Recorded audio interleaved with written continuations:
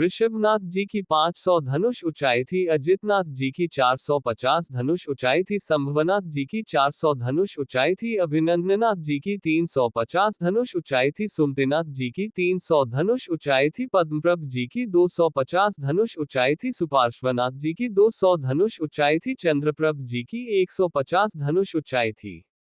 पुष्पदंत जी की 100 धनुष ऊंचाई थी। शीतलनाथ जी की 90 धनुष ऊंचाई थी।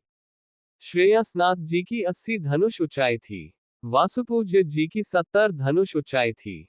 विमलनाथ जी की 60 धनुष ऊंचाई थी। अनंतनाथ जी की 50 धनुष ऊंचाई थी। धर्मनाथ जी की 45 धनुष ऊंचाई थी। शांतिनाथ जी की 40 धनुष ऊंचाई थी। कुंथुनाथ जी की 35 धनुष ऊंचाई थी। अरनाथ जी की 30 धनुष ऊंचाई थी। मल्लिनाथ जी की 25 धनुष ऊंचाई थी। मुनिसुव्रतनाथ जी की 20 धनुष ऊंचाई थी। नमिनाथ जी की 15 धनुष ऊंचाई थी। नेमिनाथ जी की 10 धनुष ऊंचाई थी। पार्श्वनाथ जी की 9 हाथ की ऊंचाई थी। वर्धमान जी की 7 हाथ की ऊंचाई थी।